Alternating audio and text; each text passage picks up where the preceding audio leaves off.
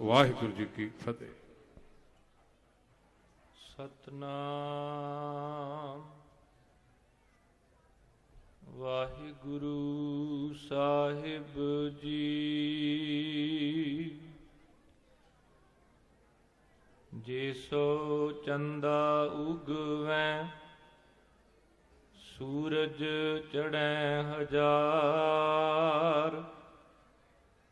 ਇਤੇ ਚਾਨਣ ਹੁੰਦਿਆਂ ਗੁਰ ਬਿਨ ਘੋਰ ਅੰਧਾਰ। ਗੁਰ ਬਿਨ ਘੋਰ ਅੰਧਾਰ, ਗੁਰੂ ਬਿਨ ਸਮਝ ਨਾ ਆਵੈ। ਗੁਰ ਬਿਨ ਸੁਰਤ ਨਾ ਸਿੱਧ, ਗੁਰੂ ਬਿਨ ਮੁਕਤ ਨਾ ਪਾਵੈ। ਬੇਸ਼ੁਮਾਰ ਅਥਾਹ ਗਨਤ ਤੋਲੈ, ਜਿਉ ਬੁਲਾਵਹੁ ਤਿਉ ਨਾਨਕ ਦਾਸ ਬੋਲੇ। ਜਿਉ ਬੁਲਾਵਹੁ ਤਿਉ ਨਾਨਕ ਦਾਸ ਬੋਲੇ। ਪਰਮ ਸਨਮਾਨਯੋਗ ਜੁਗੋ ਜੁਗ ਅਟਲ ਸਰਵਰੇ ਕਾਇਨਾਤ, ਦਸਾਂ ਪਾਤਸ਼ਾਹੀਆਂ ਦੀ ਜੋਤ, ਸਾਹਿਬ ਸਤਿਗੁਰੂ ਸ੍ਰੀ ਗੁਰੂ ਗ੍ਰੰਥ ਸਾਹਿਬ ਮਹਾਰਾਜ ਜੀ ਦੀ ਬਖਸ਼ਿਸ਼ ਭਰੀ ਪਾਵਨ ਪਵਿੱਤਰ ਹਜ਼ੂਰੀ ਅੰਦਰ ਸਤਵੇਂ ਪਾਤਸ਼ਾਹ ਧੰਨ ਧੰਨ ਸਾਹਿਬ ਸਤਿਗੁਰੂ ਸ੍ਰੀ ਗੁਰੂ ਹਰਿਰਾਏ ਸਾਹਿਬ ਜੀ ਦੇ ਪ੍ਰਕਾਸ਼ ਗੁਰਪੁਰਬ ਨੂੰ ਬੜੀ ਹੀ ਸ਼ਰਧਾ ਤੇ ਭਾਵਨਾ ਨਾਲ ਮਨਾਉਂਦੇ ਹੋਏ ਉਹਨਾਂ ਦੇ ਪਵਿੱਤਰ ਸਥਾਨ ਗੁਰਦੁਆਰਾ ਸ਼ੀਸ਼ਮਹਿਲ ਸਾਹਿਬ ਵਿਖੇ ਸਾਡੇ ਸਾਰਿਆਂ ਦੇ ਸਤਿਕਾਰਯੋਗ ਗੁਰੂ ਘਰ ਦੇ ਪ੍ਰਸਿੱਧ ਕੀਰਤਨੀਏ ਅਤੇ ਉਹਨਾਂ ਦੇ ਹੋਰ ਸਹਿਯੋਗੀ ਸਾਥੀ ਜਿਨ੍ਹਾਂ ਨੇ ਭਾਈ ਸਾਹਿਬ ਭਾਈ ਬਲਵਿੰਦਰ ਸਿੰਘ ਜੀ ਰੰਗੀਲਾ ਅਤੇ ਆਪ ਸਾਰੀਆਂ ਸੰਗਤਾਂ ਦਾ ਸਹਿਯੋਗ ਪ੍ਰਾਪਤ ਕਰਕੇ ਤਖਤ ਸ੍ਰੀ ਕੇਸਗੜ੍ਹ ਸਾਹਿਬ ਦੇ ਜਥੇਦਾਰ ਸਿੰਘ ਸਾਹਿਬ ਗਿਆਨੀ ਮੱਲ ਸਿੰਘ ਜੀ ਜੋ ਅਤੀ ਸਤਿਕਾਰਯੋਗ ਸ਼ਖਸੀਅਤ ਹਨ, ਉਹਨਾਂ ਦੇ ਨਾਲ ਉੱਥੋਂ ਪਹੁੰਚੇ ਤਖਤ ਸਾਹਿਬ ਦੇ ਮੈਨੇਜਰ ਸਾਹਿਬਾਨ ਅਤੇ ਹੋਰ ਮੈਂਬਰ ਸ਼੍ਰੋਮਣੀ ਗੁਰਦੁਆਰਾ ਪ੍ਰਬੰਧਕ ਕਮੇਟੀ, ਸਮੁੱਚੀ ਸਾਧ ਸੰਗਤ, ਦਾਸ ਤੋਂ ਪਹਿਲਾਂ ਆਪ ਜੀ ਨੇ ਛੋਟੇ ਛੋਟੇ ਬੱਚਿਆਂ ਪਾਸੋਂ ਗੁਰਬਾਣੀ ਦੇ ਰਸ ਭਿੰਨੇ ਕੀਰਤਨ ਸਰਵਣ ਕੀਤੇ ਹਨ। ਆਓ ਕੁਝ ਸਮਾਂ ਗੁਰਮਤਿ ਵਿਚਾਰਾਂ ਨਾਲ ਸਾਰੇ ਸਾਂਝ ਪਾਉਣ ਦਾ ਯਤਨ ਕਰੀਏ। ਕੋਈ ਵੀ ਰਸਨਾ ਵਾਂਝੀ ਨਾ ਰਹੇ। ਦਾਸ ਦੀ ਤੇ ਆਪਣੀ ਹਾਜ਼ਰੀ ਗੁਰੂ ਚਰਨਾਂ ਵਿੱਚ ਲਵਾਉਂਦੇ ਹੋਏ ਬੜੇ ਅਦਬ ਸਤਿਕਾਰ ਸਹਿਤ ਗੁਰੂ ਫਤਿਹ ਪ੍ਰਵਾਨ ਕਰੋ। ਆਖੋ ਜੀ ਵਾਹਿਗੁਰੂ ਜੀ ਕਾ ਖਾਲਸਾ, ਵਾਹਿਗੁਰੂ ਜੀ ਕੀ ਫਤਿਹ। ਗੁਰਬਾਣੀ ਅੰਦਰ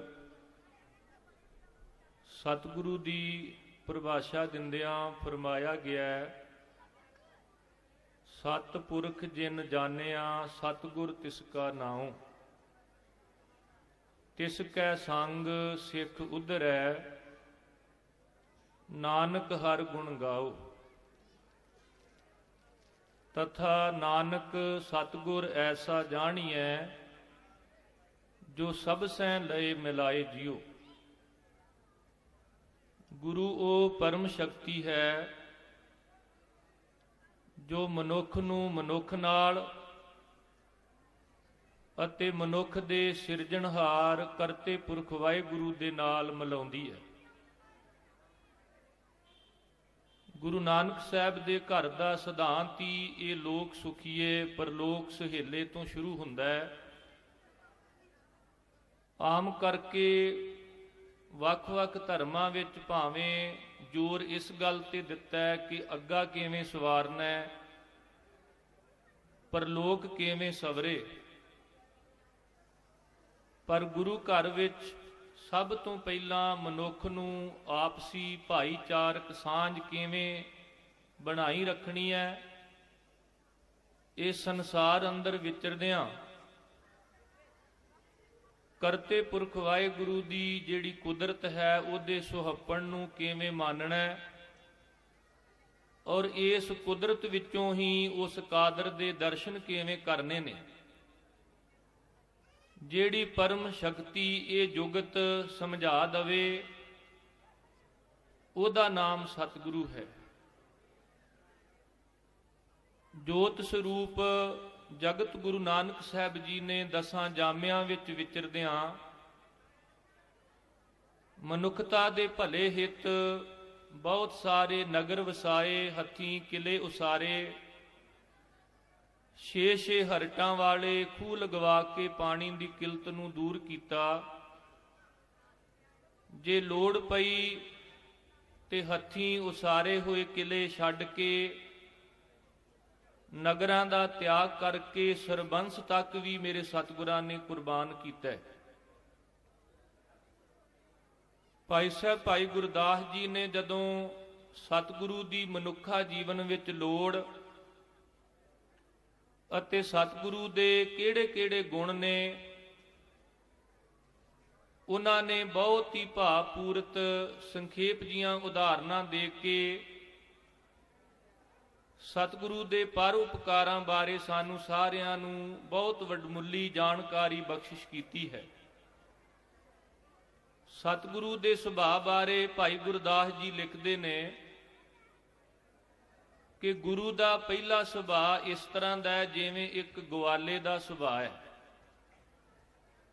ਅਸੀਂ ਸਾਰੇ ਜਾਣਦੇ ਹਾਂ ਕਿ ਇੱਕ ਗਵਾਲਾ ਜਿੱਥੇ ਗਊਆਂ ਦੀ ਤ੍ਰਿਪਤੀ ਲਈ, ਉਹਨਾਂ ਲਈ ਹਰੇ ਹਰੇ ਘਾਹ ਦਾ ਪ੍ਰਬੰਧ ਕਰਦਾ ਹੈ, ਜਿੱਥੇ ਉਹਦਾ ਯਤਨ ਹੁੰਦਾ ਹੈ ਕਿ ਗਊਆਂ ਹਰਿਆ ਹਰਿਆ ਘਾਹ ਚਰ ਕੇ ਆਪਣਾ ਪੇਟ ਭਰਨ, ਕੁੱਖਾਂ ਕੱਢਣ, ਉੱਥੇ ਇੱਕ ਸੁਭਾਅ ਗਵਾਲੇ ਦਾ ਇਹ ਵੀ ਹੈ ਕਿ ਗਊਆਂ ਪਰਾਏ ਖੇਤ ਵਿੱਚ ਨਾ ਜਾਣ, ਕਿਸੇ ਦਾ ਉਜਾੜਾ ਨਾ ਕਰਨ। ਭਾਈ ਸਾਹਿਬ ਜੀ ਦੇ ਬਚਨ ਜੈਸੇ ਗੁਆਰ ਗਾਇਨ ਚਰਾਵਤ ਜਤਨ ਬਨ, ਪਰਤ ਨਾ ਖੇਤ ਸਭੈ ਚਰਤ ਅਗਾਇਕ ਹੈ। ਬਿਲਕੁਲ ਸਤਿਗੁਰੂ ਦਾ ਸੁਭਾਅ ਵੀ ਇਸੇ ਤਰ੍ਹਾਂ ਦਾ ਹੈ। ਸਤਿਗੁਰੂ ਮਨੁੱਖ ਨੂੰ ਜਿੱਥੇ ਧਰਮ ਦ੍ਰਿੜ ਕਰਾਉਂਦੇ ਨੇ, ਜਿੱਥੇ ਨਾਮ ਸਿਮਰਨ ਦਾ ਭੋਜਨ ਖਵਾ ਕੇ ਤ੍ਰਿਪਤ ਕਰਾਉਂਦੇ ਹਨ, ਜਿੱਥੇ ਭਜਨ ਬੰਦਗੀ ਵਿੱਚ ਜੋੜ ਕੇ ਮਨੁੱਖ ਨੂੰ ਆਤਮਿਕ ਤ੍ਰਿਪਤੀ ਸੰਤੁਸ਼ਟੀ ਬਖਸ਼ਿਸ਼ ਕਰਦੇ ਨੇ, ਉੱਥੇ ਵਕਾਰਾਂ ਵਾਲੇ ਪਾਸੇ ਤੋਂ ਵੀ, ਪਰਾਏ ਹੱਕ ਵਾਲੇ ਪਾਸੇ ਤੋਂ ਕੋਮਲ ਗੁਣਾਂ ਨੂੰ ਕੋਈ ਨੁਕਸਾਨ ਨਾ ਪਹੁੰਚਾ ਸਕੇ, ਇਸ ਪੱਖੋਂ ਵੀ ਸਿੱਖ ਨੂੰ ਸਦਾ ਸੁਹਿਰਦ ਕਰਦੇ ਨੇ। ਗੁਰੂ ਕੀ ਬਾਣੀ ਵਿੱਚ ਵੀ ਬਚਨ ਆਏ ਨੇ, ਜੈਸਾ ਸਤਿਗੁਰ ਸੁਣੀਂਦਾ ਤੈਸੋ ਹੀ ਮੈਂ ਡੀਠ, ਵਿਛੜਿਆ ਮੇਲੇ ਪ੍ਰਭੂ ਹਰ ਦਰਗਹਿ ਕਾ ਬਸੀਠ, ਹਰ ਨਾਮੋ ਮੰਤਰ ਦਿਰੜਾਏਂਦਾ।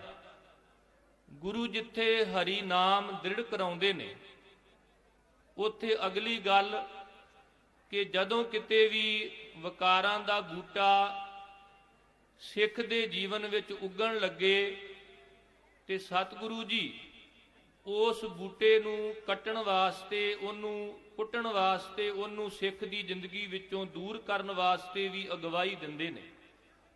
ਹਰ ਨਾਮੋ ਮੰਤਰ ਦਿਰੜਾਏ ਦਾ ਕੱਟੈ ਹਉਮੈ ਰੋਗ। ਭਾਈ ਸਾਹਿਬ ਜੀ ਨੇ ਜਦੋਂ ਗੱਲ ਕੀਤੀ ਤੇ ਸੁਭਾਵਕ ਸਾਡਾ ਧਿਆਨ, ਸਾਡੀਆਂ ਸੁਰਤਾਂ ਕੀਰਤਪੁਰ ਸਾਹਿਬ ਦੀ ਇਸ ਪਵਿੱਤਰ ਧਰਤੀ ਵੱਲ ਆ ਜਾਂਦੀਆਂ ਨੇ।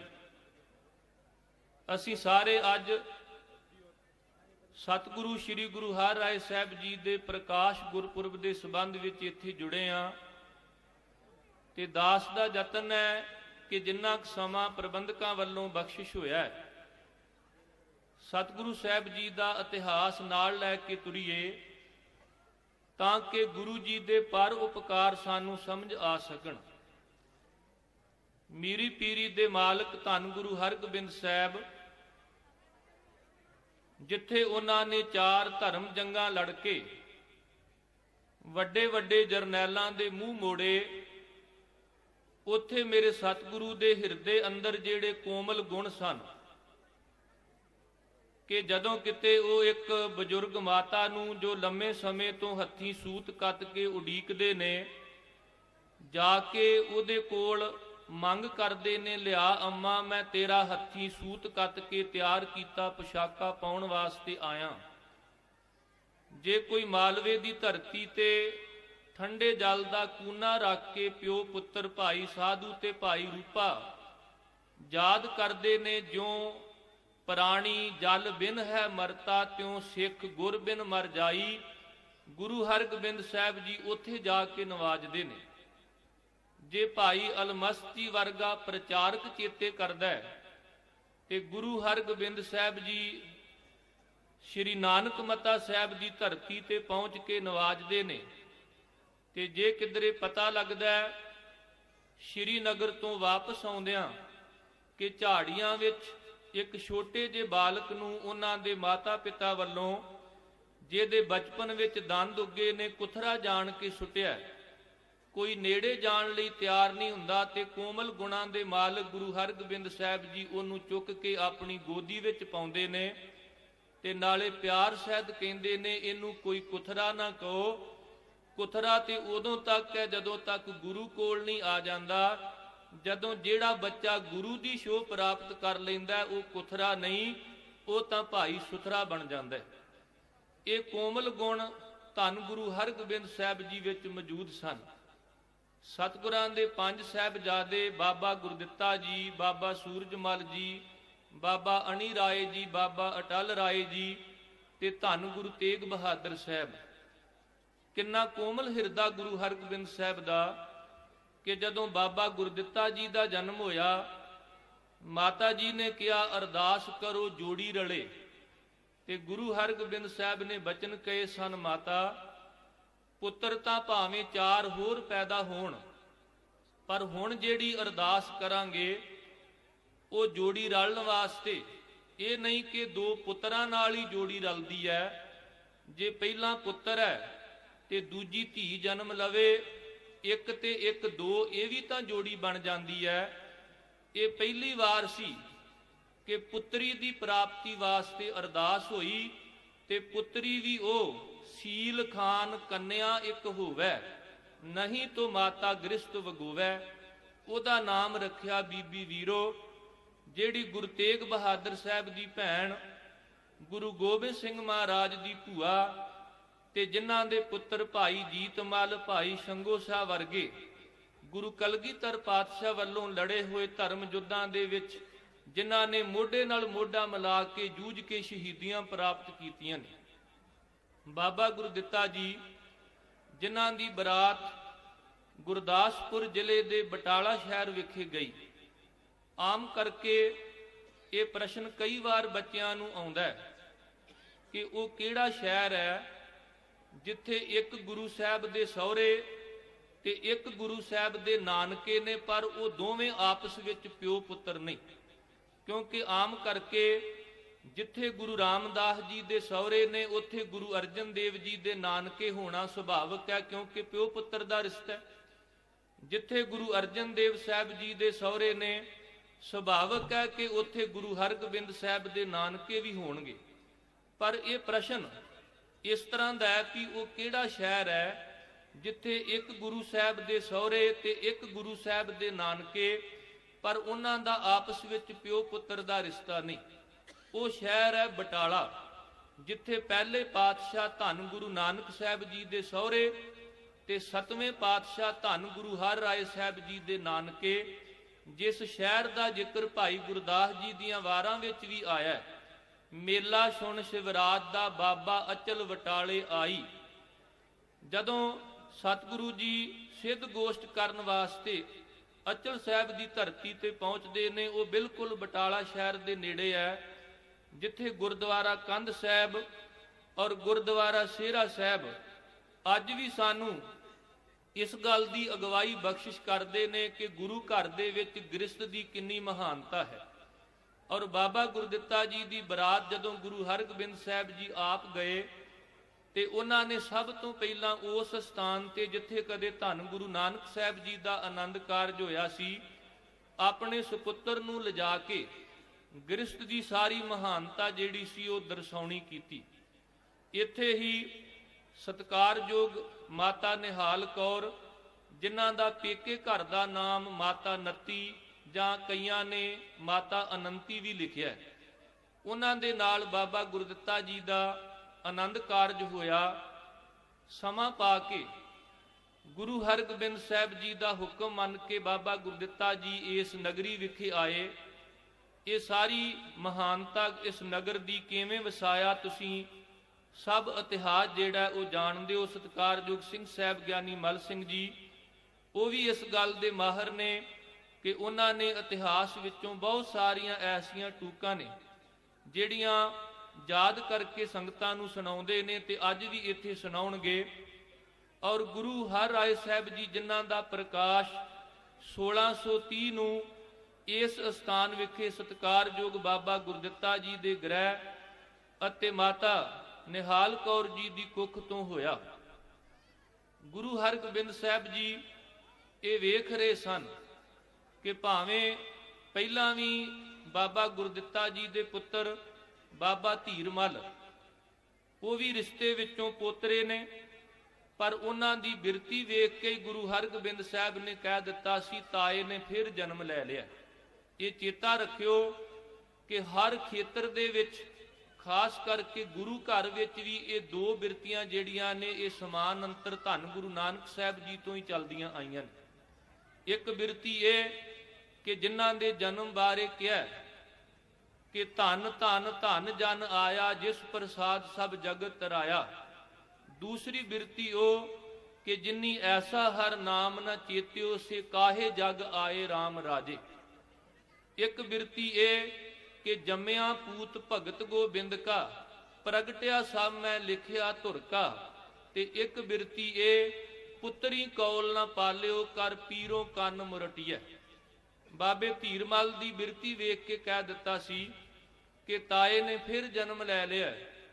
प्रिथी चंद धीरमल के रूप विच फिर आ गया। यही कारण कि जिवें प्रिथी चंद हमले करदा रहा ते गुरु रामदास जी नूं बचन कहने पे सारंग महला चौथा काहे पूत झगरत हो संग बाप जिनके जने बडीरे तुम हो 300 झगरत पाप। जिस धन का तुम गर्भ करत हो सो तन किसै न आप। खिन मैं छोड़ जाए बिख्या रस तौ लागै पछताप। जो तुमरे प्रभु होते स्वामी हर तिनके जापो जाप। उपदेश करत नानक जन तुमको जो सुनो तो जाए संताप।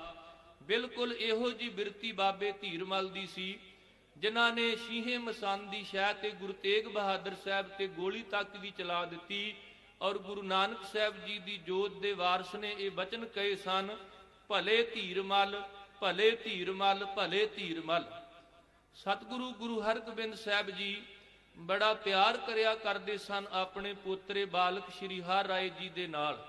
ते जिवें भाई गुरदास जी ने वचन कहे कि गुरु जिथे भगती वे जोड़ते ने उत्थे अगला नुकता भी समझाउंदे ने।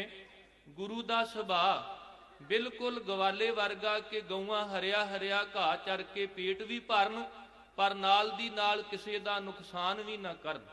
असीं अगे वधीए जिंदगी विच आबाद होईए बहुत मल्ला मारिए बुलंदियां ते पहुंचीए पर साडा अगे वधना किसी नूं पछाड़ना ना होवे। साडी आबादी किसी दी बर्बादी का कारण ना बने। असीं बुलंदियां ते पहुंचीए पर साडे कारण कोई रसातल विच ना डिगे। गुरु ये नुकता समझाउंदा है। भगतां दी बाणी विचों गुरु प्यारे आप जी नूं कीर्तन सरवण करवा के गए ने। भगत कबीर साहब जी ने भी ये पक्ष साडे सामने रखिया कि जिहड़ा बंदा अपने आप नूं अखवाउंदा होवे धर्म गुरु ते अपनी जिहड़ी उम्मत है उन्हूं समझदा होवे गौआं पर उन्हां दे लई ਕਦੇ ਨਾ ਤਾਂ ਆਤਮਿਕ ਖੁਰਾਕ ਰੂਪੀ ਚਾਰੇ ਦਾ ਪ੍ਰਬੰਧ ਕੀਤਾ ਹੋਵੇ ਤੇ ਨਾ ਕਦੇ ਉਹਨਾਂ ਨੂੰ ਆਪਣੀ ਬੇੜੀ ਵਿੱਚ ਸਵਾਰ ਕਰਾ ਕੇ ਪਾਰਲੇ ਪਾਸੇ ਭਾਵ ਪਰਮਾਰਥ ਦੀ ਉਹਨਾਂ ਨੂੰ ਬਖਸ਼ਿਸ਼ ਕੀਤੀ ਹੋਵੇ। ਭਗਤ ਕਬੀਰ ਸਾਹਿਬ ਜੀ ਦੇ ਬਚਨ, ਹਮ ਗੋਰੂ ਤੁਮ ਗੁਆਰ ਗੁਸਾਈ, ਜਨਮ ਜਨਮ ਰਖਵਾਰੇ, ਕਬਹੂ ਨਾ ਪਾਰ ਉਤਾਰ ਚਰਾਇਓ, ਕੈਸੇ ਖਸਮ ਹਮਾਰੇ। ਤੂੰ ਕੈਸਾ ਸਾਡਾ ਧਾਰਮਿਕ ਆਗੂ ਹੈ, ਸਾਨੂੰ ਤੂੰ ਕਹਿਣਾ ਇਹ ਗਊਆਂ ਨੇ ਤੇ ਆਪਣੇ ਆਪ ਨੂੰ ਗਊਆਂ ਦਾ ਰਖਵਾਲਾ ਤੂੰ ਗਵਾਲਾ ਮੰਨਦਾ ਹੈ, ਪਰ ਅੱਜ ਤੱਕ ਸਾਨੂੰ ਕਦੇ ਆਤਮਿਕ ਖੁਰਾਕ ਜਾਂ ਕਦੇ ਪਰਮਾਰਥ ਦੀ ਤੂੰ ਕੋਈ ਸੋਝੀ ਬਖਸ਼ਿਸ਼ ਕੀਤੀ ਹੈ। ਇਹ ਉਹਨਾਂ ਦੀ ਗੱਲ ਹੈ ਜਿਹੜੇ ਆਪਣੇ ਆਪ ਨੂੰ ਧਾਰਮਿਕ ਆਗੂ ਧਾਰਮਿਕ ਗੁਰੂ ਅਖਵਾਰੇ ਸਨ, ਪਰ ਅਸਲ ਵਿੱਚ ਉਹ ਆਪਣੀ ਉਮਤ ਵਾਸਤੇ ਕੁਝ ਵੀ ਉਪਰਾਲਾ ਨਹੀਂ ਸਨ ਕਰ ਰਹੇ। ਗੁਰੂ ਦਾ ਸੁਭਾਅ ਗਵਾਲੇ ਵਰਗਾ ਹੈ।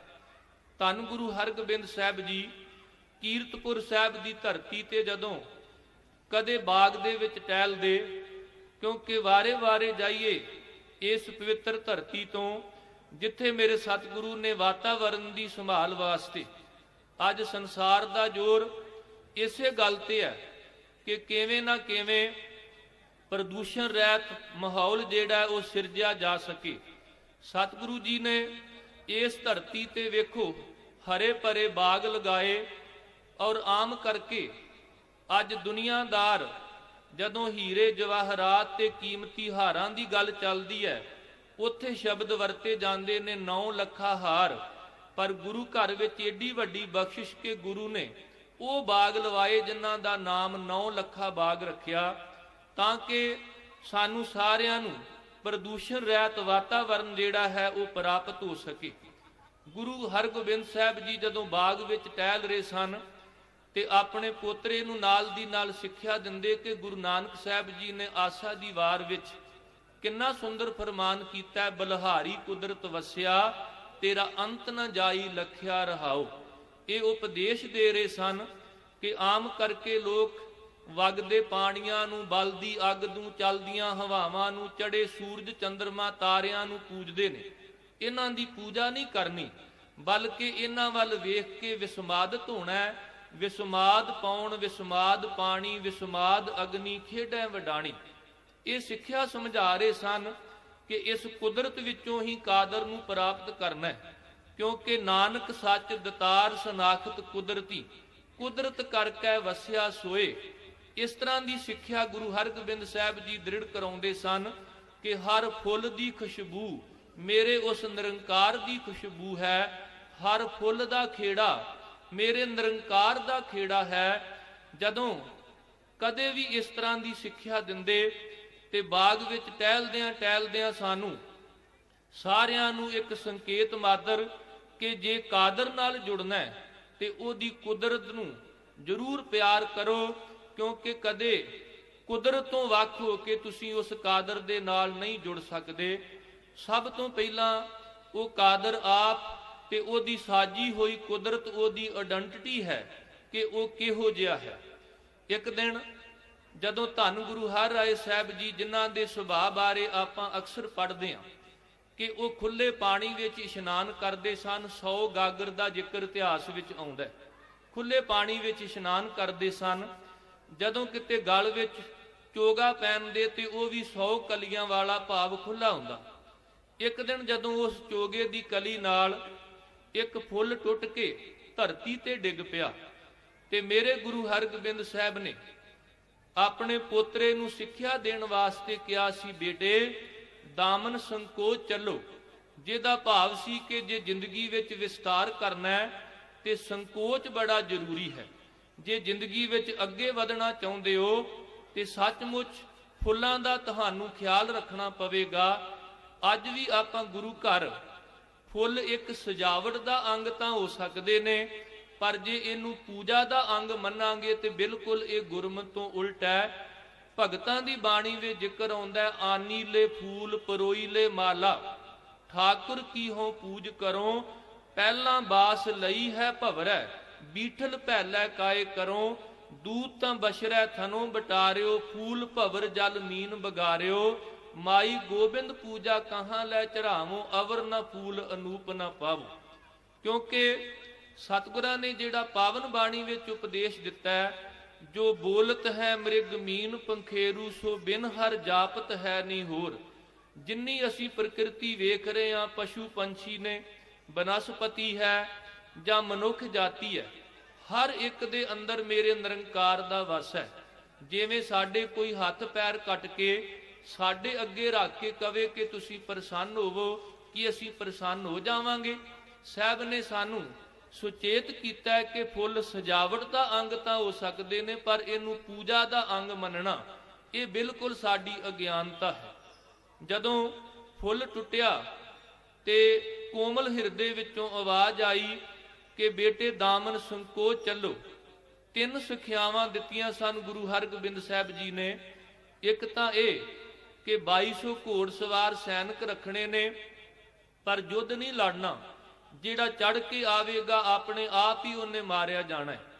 दूसरी सिक्ख्या कि दामन संको चलो। तीसरी सिक्ख्या सी कि जिंदगी दे विच जिहड़ा भी मलेश बिरती दा धारनी होवे, ये शब्द ठीक है कई बार असी पक्षपात करके किसी एक जाति वास्ते वरत लेने आ, नहीं। जे घर विच जन्म लैण वाला सक्का पुत्र भी इस तरह की बिरती का धारनी हुंदा है, ते उहदे नाल भी कोई सांझ नहीं है। साहब दे बचन सन कि मलेश नाल किसी प्रकार की कोई सांझ नहीं रखनी, न मलेश को दर्शन दे है। ये तिन्ने सखियावां बालक श्री हर राय साहब जी ने अपने हिरदे विच संभाल के रखियां। पहली सिक्ख्या ये कि 2200 घोड़सवार सैनिक रखे। सतगुरु जी शाही ठाठ बाठ नाल चढ़दे, और जदों किते भी शिकार खेडदे जंगली जीवां नूं पकड़ के लियाउंदे, उन्हां दे मुताबक उन्हां दी खुराक दा प्रबंध कीता जांदा। हथीं उन्हां ਜਿਹੜੇ पशु पकड़ के लियाउंदे उन्हां दी देख रेख मेरे सतगुरु गुरु हर राय साहब जी आप कराउंदे सन। दस गए कि ਜਿਹੜੇ जंगली जीव ने सचमुच ये भी एक फुल्लां दी तरह ने, जो मेरे दादा गुरु जी ने सिक्ख्या दित्ती, बेटा दामन संको चलो, फुल्लां दी राखी करो। सब तो पहली राखी कीती ਜਿਹੜੇ जीव जंतु ने, इन्हां दी संभाल आपां किवें करनी है। दूसरी संभाल गुरु हर राय साहब जी ने दस दिता कि जदों किसी नूं बहुत वड्डा रोग लग जावे, चाहे वह अपना होवे चाहे पराया होवे, रोगी भी एक फुल्लां दी तरह है। जदों औरंगजेब ने धोखे नाल दारा शिकोह नूं पलाओ दे विच शेर दी मुछ दा वाल खवा दिता ते दारा शिकोह नूं बन पिया, शाही वैद बुलाए गए, जिन्हां ने पहलां तां बेवसी प्रगट कीती, फिर ये कह के कि जे कुछ खास वजन दी हरड़ लौंग ते गज मोती ये जड़ियां बूटियां मिल जाण, इन्हां नूं पीस के जे किते दारा शिकोह नूं खवाया जावे ते ओह तंदुरुस्त हो सकदा है। ਉਹ शाहजहान ਜਿਹੜਾ ਲੱਖ ਸਵਾਰ ਦਾ ਮਾਲਕ, ਜਿਨੇ ਕਦੇ ਲਾਹੌਰ ਦੇ ਸ਼ਾਹੀ ਕਿਲੇ ਵਿੱਚ ਮੁਮਤਾਜ ਮਹਿਲ ਨਾਂ ਦੀ ਇਮਾਰਤ ਬਣਾਈ, जिन्हें ਲੱਖਾਂ रुपये खर्च करके करोड़ों रुपये खर्च करके तख्ते तौस बनाया, जिन्हें आगरे की धरती ते ताज महल उसारी करके ये दस दिता कि उहदे मन अंदर किस तरह की विशालता सी। पर अज वो बेवस है कि जिहड़ियां जड़ियां बूटियां की दस पाई गई, वो ढंढोरची भेज के थां थां ते भावें अनाउंस भी करवाया गया, पर वो किसी वलैत विचों भी ना मिल सकियां। आखिर पता लगा कि गुरु हर राय साहब जी वालों जिहड़ा कीरतपुर साहब की धरती ते दवाखाना चलाया जा रहा है, उहदे विच जड़ी बूटियां जिहड़ियां ने वो उपलब्ध ने। अज भी जे आपां डिस्पैंसरी चलाउने आ ते केवल फार्मैलिटी, पर गुरु हर राय साहब जी का जिहड़ा दवाखाना सी, उहदे विच इहो जिहियां जड़ियां बूटियां उपलब्ध सन जिहड़ियां किसी वलैत विचों भी नहीं सन मिलदियां। हुण दारा शिकोह अपना चाहे पराया गल इस नाल नहीं, दुश्मन का बेटा अपना बेटा इस नाल वाह वास्ता नहीं।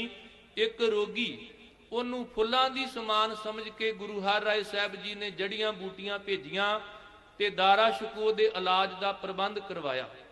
आ छोटे छोटे बच्चे आम करके असी कहने आ कि फुल अजे खिड़ रहे ने। कई बार जदों छोटा जिहा बच्चा किसी दी ਮਾਨੋ ਬੇਸਮਝੀ ਦੇ ਕਾਰਨ, ਮਾਨੋ ਕਿਸੇ ਦੀ ਤੇਜ਼ ਰਫ਼ਤਾਰ ਨਾਲ, ਮਾਨੋ ਗੱਡੀ ਹੇਠ ਆ ਕੇ ਕੋਈ ਸੱਟ ਫੇਟ ਲੱਗ ਜਾਵੇ ਤੇ ਆਪਾਂ ਕਹਿੰਨੇ ਵੇਖੋ ਫੁੱਲ ਵਰਗਾ ਬੱਚਾ ਸੀ। ਛੋਟੇ ਛੋਟੇ ਬੱਚੇ ਵੀ ਫੁੱਲ ਨੇ, ਜਿਨ੍ਹਾਂ ਦੀ ਸੰਭਾਲ ਕਰਨੀ ਸਾਡਾ ਫਰਜ਼ ਹੈ। ਜਦੋਂ ਮਾਲਵੇ ਦੀ ਧਰਤੀ ਤੇ ਗੁਰੂ ਹਰਿਰਾਏ ਸਾਹਿਬ ਜੀ ਦੇ ਹਜੂਰ ਕਾਲਾ ਆਪਣੇ ਦੋ ਭਤੀਜਿਆਂ ਨੂੰ ਲੋਹੀਆ ਤੇ ਸੰਦਲੀ ਉਹਨਾਂ ਨੂੰ ਨਾਲ ਲੈ ਕੇ ਆਇਆ ਤੇ ਦੋਵੇਂ ਬੱਚੇ ਜਿੱਥੇ ਤਨ ਤੋਂ ਨੰਗੇ ਸਨ ਉੱਥੇ ਆਪਣੇ ਹੱਥਾਂ ਨਾਲ ਆਪਣਾ ਪੇਟ ਵਜਾ ਰਹੇ ਸਨ ਤੇ ਗੁਰੂ ਹਰਿਰਾਏ ਸਾਹਿਬ ਜੀ ਨੇ ਪੁੱਛਿਆ, ਕਾਲੇ ਇਹ ਬੇਟੇ ਕੀ ਪਏ ਕਹਿੰਦੇ ਨੇ, ਬੱਚੇ ਕੀ ਕਹਿ ਰਹੇ ਨੇ? ਤੇ ਕਾਲੇ ਨੇ ਅੱਗੋਂ ਉੱਤਰ ਦਿੱਤਾ, ਇਹ ਯਤੀਮ ਨੇ, ਕਈ ਦਿਨਾਂ ਦੇ ਭੁੱਖੇ ਨੇ, ਇਹਨਾਂ ਦੇ ਕੋਲ 2 ਵਕਤ ਦੀ ਰੋਟੀ ਵੀ ਖਾਣ ਵਾਸਤੇ ਦਾ ਪ੍ਰਬੰਧ ਨਹੀਂ। ਬੱਚੇ ਜਿਹੜੇ ਨੇ ਫੁੱਲਾਂ ਦੀ ਤਰ੍ਹਾਂ ਨੇ। ਮੇਰੇ ਸਤਿਗੁਰਾਂ ਨੇ ਕਿੱਡੀ ਵੱਡੀ ਬਖਸ਼ਿਸ਼ ਕੀਤੀ। ਕਹਿਣ ਲੱਗੇ, ਕਾਲੇ ਇਹ ਦੋਵੇਂ ਬੱਚੇ ਵੱਡੇ ਹੋ ਕੇ ਰਿਆਸਤਾਂ ਦੇ ਮਾਲਕ ਬਣਨਗੇ। ਇਹਨਾਂ ਦੇ ਘੋੜੇ ਸਤਲੁਜ ਤੋਂ ਲੈ ਕੇ ਮੇਰੇ ਸਤਿਗੁਰੂ ਸਾਹਿਬ ਜੀ ਦਾ ਇਹ ਵਰ ਕਿ ਜਮਨਾ ਤੱਕ ਪਾਣੀ ਪੀਣਗੇ। ਉਹਨਾਂ ਬੱਚਿਆਂ ਨੇ ਵੱਡੇ ਹੋ ਕੇ ਰਿਆਸਤਾਂ ਕਾਇਮ ਕੀਤੀਆਂ, ਨਾਭਾ, ਪਟਿਆਲਾ, ਜੀਂਦ ਤੇ ਫੂਲ। ਇਹ ਰਿਆਸਤਾਂ ਜਿਹੜੀਆਂ ਇਹਨਾਂ ਦੇ ਜਿਹੜੇ ਵਾਰਸ ਸਨ ਵੱਡੇ, ਉਹ ਮੇਰੇ ਗੁਰੂ ਹਰਿਰਾਏ ਸਾਹਿਬ ਜੀ ਵੱਲੋਂ ਨਵਾਜੇ ਹੋਏ ਸਨ। ਸਤਿਗੁਰਾਂ ਨੇ ਛੋਟੇ ਛੋਟੇ ਬੱਚਿਆਂ ਨੂੰ ਫੁੱਲਾਂ ਦੀ ਤਰ੍ਹਾਂ ਜਾਣ ਕੇ ਉਹਨਾਂ ਦੀ ਰਾਖੀ ਕੀਤੀ। ਹੁਣ ਗੁਰਬਾਣੀ ਇੱਕ ਫੁੱਲ ਦੀ ਤਰ੍ਹਾਂ ਸਾਨੂੰ ਸੰਦੇਸ਼ ਦਿੰਦੀ ਹੈ। ਆ ਵੇਖੋ, ਕਿਸੇ ਦੇ ਘਰ ਬੂਟਾ ਉੱਗਦਾ ਨਾ, ਉਹ ਬੂਟੇ ਨੂੰ ਵੱਡਿਆਂ ਕਰਦਾ ਤੇ ਕਈ ਵਾਰ ਜਦੋਂ ਉਹਦੀਆਂ ਟਾਹਣੀਆਂ ਦੂਜੇ ਘਰ ਜਾਣ ਲੱਗਦੀਆਂ ਨੇ ਤੇ ਕਈ ਵਾਰ ਅਸੀਂ ਰੱਸੇ ਬੰਨ ਕੇ ਉਹਦਾ ਉਲਾਰ ਆਪਣੇ ਘਰ ਵਾਲੇ ਪਾਸੇ ਕਰਦੇ ਹਾਂ ਕਿ ਲਾਗਲੇ ਗਵਾਂਢੀ ਦੇ ਘਰ ਵੱਲ ਇਹਦਾ ਉਲਾਰ ਨਾ ਜਾਵੇ। ਪਰ ਜਦੋਂ ਕਿਤੇ ਬੂਟੇ ਨੂੰ ਲੱਗ ਜੇ ਫੁੱਲ ਤੇ ਉਸ ਫੁੱਲ ਦੀ ਸੁਗੰਧੀ ਆਪਾਂ ਨਹੀਂ ਜੇ ਰੋਕ ਸਕਦੇ ਕਿ ਕੋਈ ਹੋਰ ਨਾ ਮਾਣ ਸਕੇ। ਗੁਰਬਾਣੀ ਫੁੱਲ ਦੀ ਤਰ੍ਹਾਂ ਹੈ। ਇਹ ਠੀਕ ਹੈ ਕਿ ਬੂਟਾ ਜ਼ਰੂਰ ਸਿੱਖ ਦੇ ਘਰ ਉੱਗਿਆ, ਸਿੱਖ ਇਹਦਾ ਪ੍ਰਬੰਧਕ ਹੈ, ਇਹਦੀ ਸੰਭਾਲ ਦੀ ਜ਼ਿੰਮੇਵਾਰੀ ਸਿੱਖ ਦੀ ਹੈ। ਪਰ ਗੁਰੂ ਕੀ ਬਾਣੀ ਦੀ ਜਿਹੜੀ ਸੁਗੰਧੀ ਹੈ ਉਹ ਸਾਰੇ ਸੰਸਾਰ ਨੇ ਮੰਨਣੀ ਹੈ। ਮੇਰੇ ਸਤਿਗੁਰਾਂ ਨੇ ਦ੍ਰਿਸ਼ਟਾਂਤ ਵੀ ਦਿੱਤਾ ਹੈ ਕਿ ਧਰਮ ਫੁੱਲ ਫਲ ਗਿਆਨ, ਇਸ ਫੁੱਲ ਦੇ ਵਿੱਚੋਂ ਹੀ ਗਿਆਨ ਰੂਪੀ ਫਲ ਜਿਹੜਾ ਉਹ ਸਾਨੂੰ ਪ੍ਰਾਪਤ ਹੋਣਾ ਹੈ। ਗੁਰਬਾਣੀ ਫੁੱਲ ਦੀ ਤਰ੍ਹਾਂ ਸਾਰੇ ਸੰਸਾਰ ਨੂੰ ਸੁਗੰਧਿਤ ਕਰ ਰਹੀ ਹੈ। ਮੇਰੇ ਗੁਰੂ ਹਰਿਰਾਏ ਸਾਹਿਬ ਜੀ ਨੇ ਜਿਹੜਾ ਪ੍ਰਣ ਕੀਤਾ ਕਿ ਪਿਤਾ ਜੀ ਮੈਂ ਕਦੇ ਵੀ ਫੁੱਲਾਂ ਦੀ ਨਰਾਦਰੀ ਨਹੀਂ ਹੋਣ ਦਿਆਂਗਾ। ਜਦੋਂ ਵੀ ਕੋਈ ਫੁੱਲ ਦੀ ਤਹੀਨ ਕਰੇਗਾ ਤੇ ਭਾਵੇਂ ਕੋਈ ਆਪਣਾ ਹੋਵੇ ਪਰਾਇਆ ਹੋਵੇ, ਉਹਨੂੰ ਬਣਦੀ ਸਜ਼ਾ ਵੀ ਦਿੱਤੀ ਜਾਵੇਗੀ ਤੇ ਬਕਾਇਦਾ ਉਹਦੇ ਤੇ ਕਾਰਵਾਈ ਵੀ ਹੋਵੇਗੀ। ਜਦੋਂ ਔਰੰਗਜ਼ੇਬ, ਕਿਉਂਕਿ ਸਮਕਾਲੀ ਰਾਜਾ ਸੀ ਗੁਰੂ ਹਰਿਰਾਏ ਸਾਹਿਬ ਜੀ ਦਾ, ਤੇ ਭਾਈ ਗੁਰਦਾਸ ਜੀ ਨੇ ਜਦੋਂ ਗੁਰੂ ਦਾ ਸੁਭਾਅ ਵਰਣਨ ਕੀਤਾ ਨਾ, ਜੈਸੇ ਗੁਆਰ ਗਾਇਨ ਚਰਾਵਤ ਜਤਨ ਬਨ, ਪਰਤ ਨਾ ਖੇਤ ਸਭੈ ਚਰਤ ਅਗਾਇਕ ਹੈ। ਅਗਲਾ ਸੁਭਾਅ ਉਹਨਾਂ ਕੀਤਾ, ਕਹਿਣ ਲੱਗੇ ਜੈਸੇ ਰਾਜਾ ਧਰਮ ਸਰੂਪ ਰਾਜਨੀਤੀ ਵਿਖੈ, ਤਾਂਕੇ ਗਾਉ ਪਰਜਾ ਬਸਤ ਸੁਖ ਪਾਇਕ ਹੈ। ਜਿਹੜਾ ਰਾਜਾ ਧਰਮ ਸਰੂਪ ਹੋਵੇ ਰਾਜਨੀਤੀ ਵਿੱਚ, ਉਹਦੇ ਦੇਸ਼ ਵਾਸੀ, ਉਹਦੀ ਪਰਜਾ ਬੜਾ ਸੁਖ ਮਹਿਸੂਸ ਕਰਦੀ ਹੈ। ਪਰ ਜਿਹੜਾ ਰਾਜਾ ਰਾਜਨੀਤੀ ਨਾਲੋਂ ਧਰਮ ਨੂੰ ਵੱਖ ਕਰ ਦਵੇ, ਉਹ ਭਾਵੇਂ ਇੱਕ ਪੁਰਖੀ ਰਾਜ ਹੋਵੇ ਤੇ ਭਾਵੇਂ ਲੋਕਤੰਤਰ ਹੋਵੇ। ਡਾਕਟਰ ਮੁਹੰਮਦ ਇਕਬਾਲ ਹੋਰਾਂ ਲਿਖਿਆ ਕਿ ਸੰਸਾਰ ਦੇ ਅੰਦਰ ਜੇ ਕਿਤੇ ਇਸ ਤਰ੍ਹਾਂ ਦਾ ਵੀ ਸਮਾਂ ਬਣ ਜਾਵੇ ਤੇ ਆਪਾਂ ਇਹ ਸਮਝੀਏ ਕਿ ਜਿਸ ਸਿਆਸਤ ਵਿੱਚੋਂ ਦੀਨ ਵੱਖ ਹੋ ਗਿਆ, ਉਹ ਤਾਂ ਫਿਰ ਬਿਲਕੁਲ ਇੰਜ ਕਹਿ ਲਈਏ ਕਿ ਹਿਟਲਰ ਦਾ ਰਾਜ ਜਾਂ ਹਲਾਕੂ ਦਾ ਰਾਜ ਹੀ ਬਾਕੀ ਬਚਦਾ।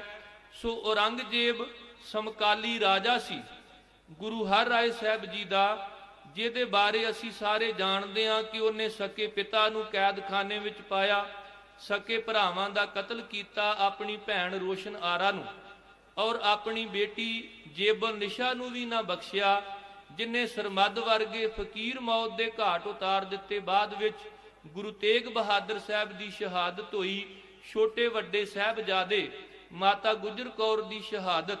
ਜੋਗੀ ਅੱਲਾ ਜਾਰ ਖਾਨ ਨੇ ਇਸੇ ਕਰਕੇ ਲਿਖਿਆ ਕਿ ਉਸ ਔਰੰਗਜ਼ੇਬ ਤੋਂ ਹੋਰ ਕਿਸੇ ਦੇ ਭਲੇ ਦੀ ਕੀ ਆਸ ਰੱਖੀ ਜਾ ਸਕਦੀ ਸੀ। ਪੜ੍ਹ ਕੇ ਕੁਰਾਨ ਬਾਪ ਕੋ ਕਰਤਾ ਜੋ ਕੈਦ ਹੋ। पिता के मरने की खबर जिसको खुशी की नवैद हो, कतले बिरादरां जिसे मामूली शैद हो। कहंदे जिहदे लई पिता मरना खुशी की खबर होवे, जिहदे लई भरावां दा कतल होना एक मामूली जी गल होवे, ਉਹਦੇ ਤੋਂ ਹੋਰ ਕਿਸੇ ਦੀ ਕੀ ਆਪਾਂ ਆਸ ਰੱਖ ਸਕਦੇ ਹਾਂ। ਜਿन्ने मुसलमान फकीर ਸਰਮਦ ਨੂੰ ਵੀ ਨਾ ਬਖਸ਼ਿਆ ਹੋ, ਕੇਵਲ ਇੰਨੀ ਗੱਲ ਕਹੀ ਸੀ ਨਾ ਕਿ ਔਰੰਗਜ਼ੇਬ ਤੂੰ ਤਨ ਦਾ ਰਾਜਾ ਹੈ ਤੇ ਮੈਂ ਮਨ ਦਾ ਰਾਜਾ ਹਾਂ, ਤੇਰੇ ਕੋਲ ਤਨ ਦੇ ਸੁੱਖ ਨੇ, ਮੇਰੇ ਕੋਲ ਮਨ ਦਾ ਸੁੱਖ ਹੈ। ਕਿਸੇ ਅਦੀਬ ਨੇ ਲਿਖਿਆ ਕਿ ਉਸ ਸਰਮਦ ਫਕੀਰ ਨੇ ਔਰੰਗਜ਼ੇਬ ਨੂੰ ਚਰਸਤੇ ਵਿੱਚ ਖਲੋ ਕੇ ਕਿਹਾ ਸੀ, ਤੂੰ ਸ਼ਹਿਨशाह ਮੈਂ ਦਰ ਕਾ ਗਦਾ, है रूह एक तकदीरें दो, तू तख्त नशी मैं खाक नशी, है मुल्क एक जगीरें दो, तू कलम बंद मैं जुबां बंद, है बंदिश एक जंजीरें दो, तू हरमों में मैं जंगलों में, है मकान एक तमीरें दो, तू माल मस्त मैं हाल मस्त, है नशा एक तसीरें दो, तू गुले चमन मैं खारे दस्त, है नकाश एक तस्वीरें दो, तेरी जुदा पसंद है मेरी जुदा पसंद है, तुझे खुद ही पसंद है मुझे खुदा पसंद है। केवल इन्नी क गल कही कि तू खुद ही दे तल ते जिउना है, पर मैं ते खुदा नाल जुड़ के अपना जीवन सफला कीता है। हुक्म कीता कि गुस्ताख फकीर दा सिर कलम कर दिओ। संखेप विच अर्ज करां कि जदों औरंगजेब दा राज सी ते ओने चुक चका विच आके गुरु हर राय साहब जी नूं सद्दा भेजिया कि बहुत सारियां शिकायतां आ रहीआं ने ते तुसीं साडे दरबार विच आके साडे प्रश्नां दा उत्तर दे के इन्हां शंकियां दी निवृत्ति करो। मेरे गुरु हर राय साहब ने प्रण कीता कि नੈ मलेश को दर्शन दे है। संगत नाल विचार करन तों बाद अपने पुत्र बाबा राम राय जी नूं भेजिया। ਇਹ भी कहा कि जे गुरु नानक साहब दे सिद्धांत दी राखी करोगे, पहरेदारी करोगे, सचमुच जीवन विच करामात भी वापरेगी। पर जे किते गुरु तो बेमुख हो गए, मूँह मोड़ लिया ते कुछ भी नहीं पल्ले पैना। बाबा राम राय जिन्हें कई तरह दीयां करामातां विखाइयां ते आखिर जदों औरंगजेब वल्लों दित्ती हुई ऐशवर्ज देख के भुल गया। इत्थे तक कि जदों औरंगजेब ने पुछया कि गुरबाणी विच लिखिया होया मिट्टी मुसलमान की पेड़ है पई घमियार, घड़ भांडे इट्टां कीआं जल्दी करे पुकार।